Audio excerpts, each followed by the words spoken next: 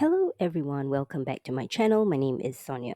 So this is one in a couple of a series of videos that I'll be doing on books. And if you've been following me for a while, you do know that I read a lot of fiction and non-fiction books.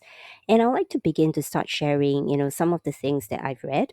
And hopefully it inspires you. You could pick out some tidbits that you could learn from and apply in your own life. Um, yeah, so I hope it's helpful in some way. So the book that I want to talk about today is titled Conversations on Love. Okay, it's by the author Natasha Lunn. I hope I'm pronouncing her name correctly. It's a super popular book. I managed to only get a copy for a couple of days from my local library.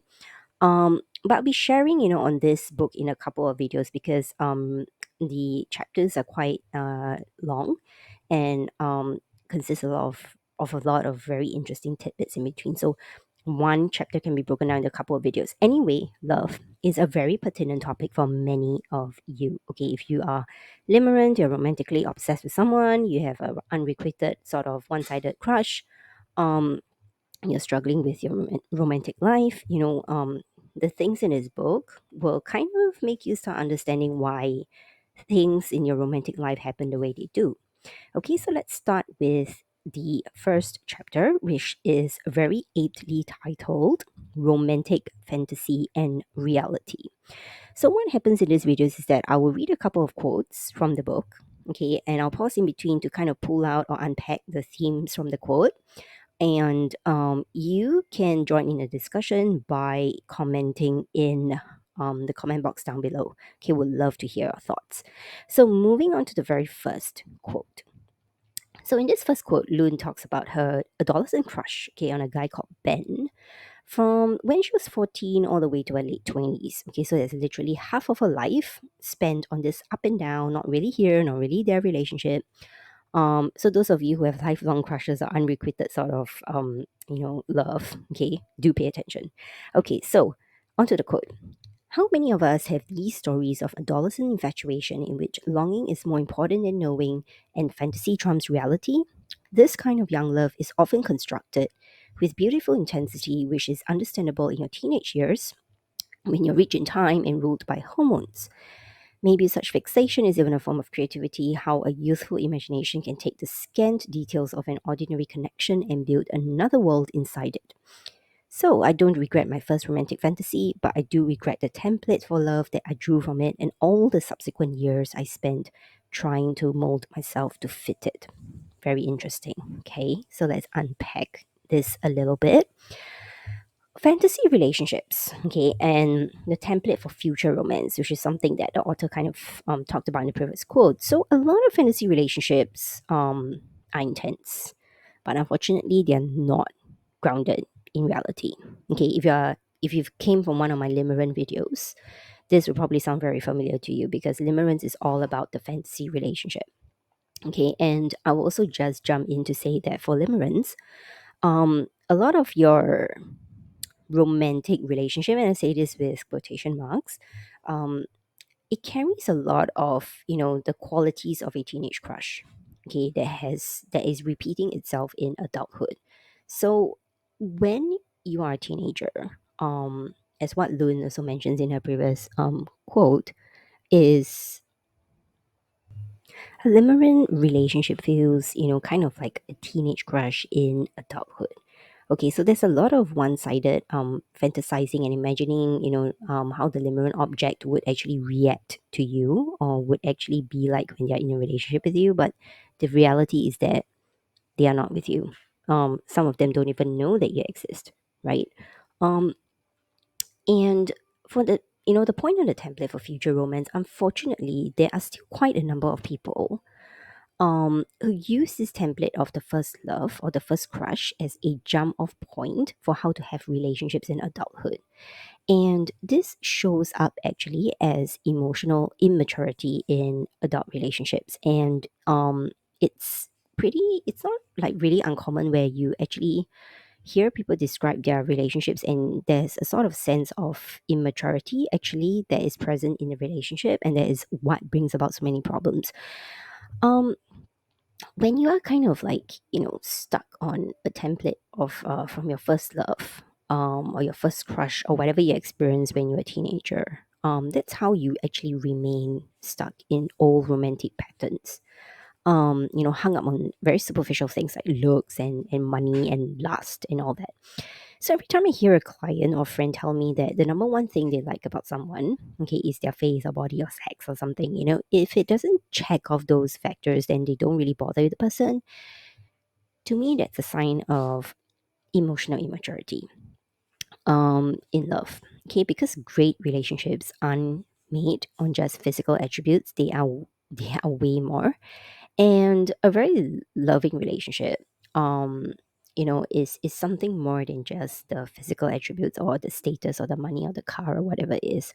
I'll unpack um I, I will unpack the concept of love in another video, but sometimes when we kind of have certain you know mm, we have certain hang-ups in adult relationships. Sometimes it's good to kind of look at it and to see whether we are trying to repeat a pattern from our younger years.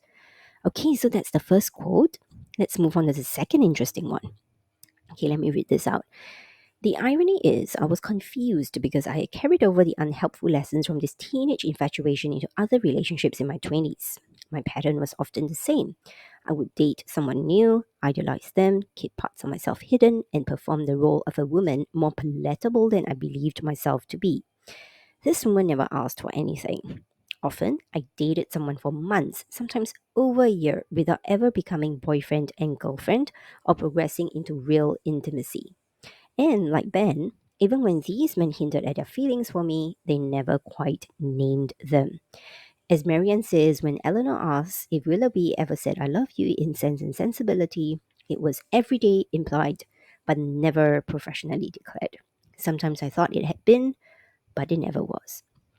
Okay, let's unpack this. Okay, what Loon actually refers to here is got a lot to do with patterns and the roles that we play in relationships and emotional unavailability of our partners.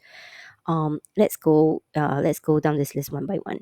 So many of us actually unwittingly carry around patterns from the past, and these patterns are actually quite unconscious, which we don't actually break, and we continue using the same patterns to attract the same people over and over again. And which is why sometimes, when we do the work, we kind of think that we've done all the personal growth, all the healing and everything, we're still attracting the same men or the same women. Okay, because these happens when you are carrying around patterns, from your past and not really letting go of prior baggage.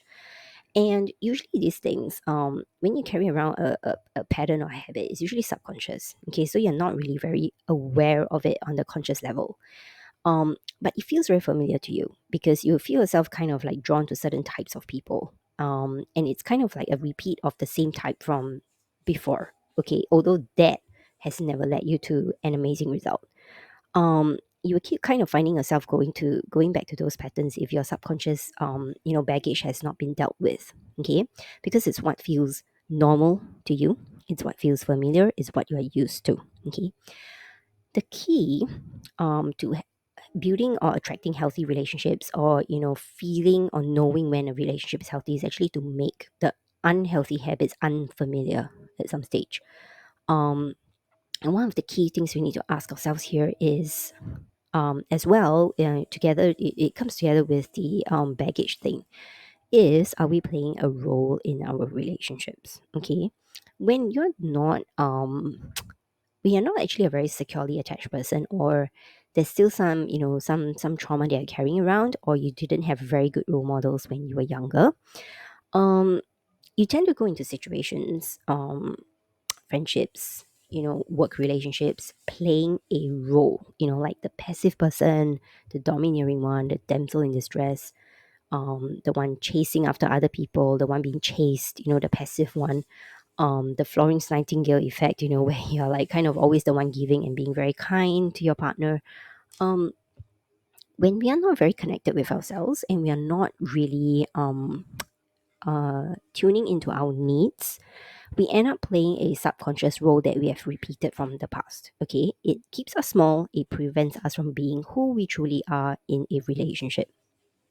Okay, Another thing to think about is, are we going for men and women who are just not available for us? Okay.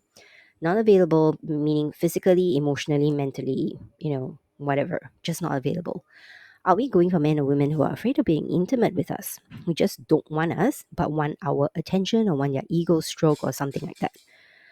Um, One of the biggest things that I've learned is that in relationships, okay, any romantic or platonic relationship, if the person is interested in deepening the dynamic with you, interested in getting closer to you, getting more intimate and knowing you as a person, they are going to be taking the steps to do just that. Okay. How? They'll be spending time with you, talking to you, doing things, hanging out, sharing their opinions, confiding in you, being vulnerable, and you feel that there's some sort of healthy, reasonable, steps forward in the relationship. Okay, you're not kind of like going around in circles or kind of like taking one step forward, two steps back, or kind of wondering where on earth you, excuse me, stand with this person. Because from a romantic point of view, and this is something that I feel that a lot of people, especially women, don't pay attention to. A person who is truly interested in you never wants to keep you hanging, or keep you wondering or keep you left in the dark as to what they feel about you. Okay, because when someone is it has a healthy attachment style, and they see someone that they know is a good fit for them, they know how to kind of go after or pursue the person. Okay, especially for men. And when you are not kind of seeing that, or you're kind of like chatting with this guy for months on end and it's going nowhere, it's very possible that you're dealing with an emotionally unavailable guy. Okay, emotional unavailability can show itself in a couple of ways. So there's a bit of dishonesty. There's a huge fear of commitment, of vulnerability, of intimacy. So they do not really communicate where they stand with you and how they feel about you. They rather keep you hanging than tell you how they feel about you. So I feel that a lot of emotionally unavailable people are actually quite selfish. And there's also a degree of a lack of empathy in this kind of situations because they rather keep their feelings to themselves than tell you where you stand with them, and it can end up with a lot of time wasting. Okay. um yeah, so take that from me. Someone who really likes you will be making the moves, creating opportunities, and not like leaving things ambiguous. um People who are not very into you, like I said, they are not going to want to take the steps to get closer, or their actions or their behaviors will be very confusing. Okay. And like I said, it's a myriad of reasons: fear of commitment, avoidant attachment styles, so on and so forth. There are some people though who are also emotionally unavailable, but they act like they're very into you. Okay. And after a while you realize it's an act, because that kind of interest they don't seem to be able to sustain it, and it seems to be going nowhere. Okay. And some people are also show attention to you for an ego boost. Okay, they like the attention, they want to practice their dating skills. Okay, so you just never really know. um and if you're looking for a solid relationship, stay away from emotionally unavailable people. Though I have to say, if you're someone who keeps attracting emotionally unavailable people, you got to look at yourself. Okay, because emotionally unavailable people tend to attract other emotionally unavailable people as well. Okay, because you kind of see the sort of avoidant style of love that is reflected back to you. So something to take note of. So, moving on. Oh, okay. So there's some resources that I've linked down below. So one of them is my book that I wrote on how to break up with limerence and romantic obsession. All the strategies, all the how limerence happens, why it happens, how to kind of heal from it. It's all inside. 100 over pages. Okay, it's just $9.99. I also have a workshop where I actually touch quite a bit on emotional unavailability and why that happens and how to kind of move past it and start attracting healthier people. So those are linked down below. Let's move on to the next quote. Okay, so when you're not being honest in a relationship to another person or to yourself, it is a little like screwing on the top of a jam jar when the ridges are out of line. An onlooker might think you are doing it right, but you know something is off. In this way, I could always feel something in these relationships was out of sync from the beginning. Moving through the motions of intimacy with this dread pulling at the back of my mind was an anxious state to exist in, always suspecting that a person did not want to be with me, but being too afraid to ask. It meant I got so good at pretending I didn't need anything that I forgot how to be myself. It also meant I mistook instability for attraction because the scraps of affection men tossed me were more thrilling for their inconsistency. Oh, wow. Okay, so there's this theme of being attracted to instability and drama. Okay, and I would also want to talk about how your intuition is always right and not being afraid to communicate. Okay, so the first point, your intuition is always right. This is something that I've always learned, okay, that in a relationship, any relationship, when you feel that something's off about the dynamic and you repeatedly feel that way, then there is something off about the dynamic. Okay, trust yourself and trust your intuition. A lot of people struggle with their intuition because their hearts, their minds, their souls are so cluttered with thoughts and information and beliefs that don't help them, energetic clutter. um and when we are cluttered internally, mentally, spiritually, you can't hear your inner voice. Okay, you can't hear and feel the inner guidance because you are disconnected from yourself. You're more outward focused. I have a post talking about how to reconnect with yourself and strengthen your intuition, which I'll link down below. But um when when you are in a relationship, it's important to know, or important to learn to trust yourself, so you can differentiate between your ego, fear based thoughts and your intuitive thoughts. Just a tip, okay? Your intuitive thoughts, your inner voice, whatever you want to call it, is always calm and quiet. Okay, isn't accompanied by the pushiness that is the ego or the anxiety that comes with fear based thoughts. Okay, it's very calm, very peaceful, and always tends to get drowned out. Um, there's also no need to be afraid to ask a person whatever you want to ask them, especially where exactly you stand with them and where do they see this dynamic heading to. Okay, because it's important to not assume anything in a relationship unless yeah.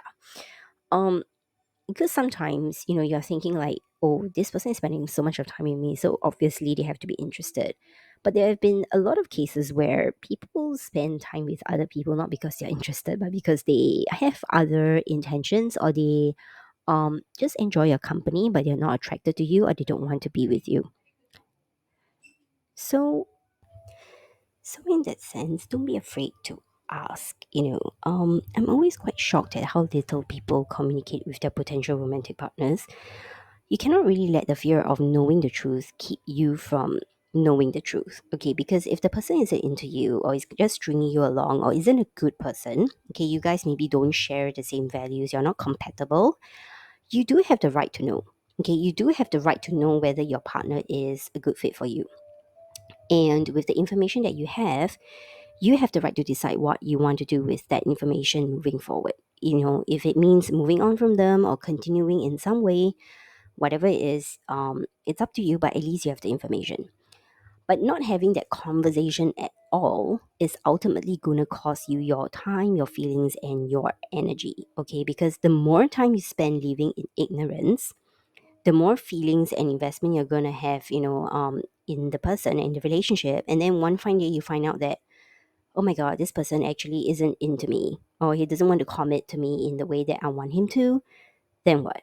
You're going to have your heart broken. Okay, so learn to have the courage to have honest, direct conversations about your intentions upfront, early on, preferably at the dating stage. Yes, sometimes the truth hurts and you may not hear what you want to hear. It will sting for a while, but you'll get over it. Okay, that beats finding out months down the road that your date was never into you and never considered you a girlfriend or boyfriend. The pain would be far worse. Okay, believe me. And the third point, so being attracted to drama, thrill, excitement, inconsistency, ambiguity, anxiety, up and down emotions, instability, all of these things are usually a sign of a trauma response. If you make these things unfamiliar, your relationship life will blossom. So I think I've touched upon this a couple of times earlier on as well. But when you're attracted to people who kind of give you that kind of, excitement, or that thrill, that emotional volatility and the drama, and you find yourself constantly being in that kind of dynamic, not only just in your romantic relationships but other relationships as well, it is a huge sign that perhaps along the way in your childhood or your adolescent years, um, you might have been carrying around, or you might have kind of role modeled some very unhealthy um, love patterns. Okay, so yeah, I can totally understand how that feels, because I was like that for the longest time because of my parents' dysfunctional relationship. All right. So all these attraction to these things can actually lead you to being attracted to people that are actually not right for you. Okay. It it also means that you actually do not have a very healthy, very secure romantic attachment style. Okay, you're possibly repeating the toxic relationship patterns that you have seen or you have experienced yourself when you were younger. And the only way forward is, making all these toxic patterns unfamiliar. Working on self, healing yourself from within, and then only will you see your relationship or your love life grow. So, in order for you to start attracting healthy love, you got to start from having healthy love patterns. Because if you're constantly carrying around toxic love patterns and expecting these toxic love patterns to bring you or lead you to, a relationship that is healthy, yeah, that's not gonna happen. Okay. So it's helpful to look at your relationship patterns again and to get conscious about them.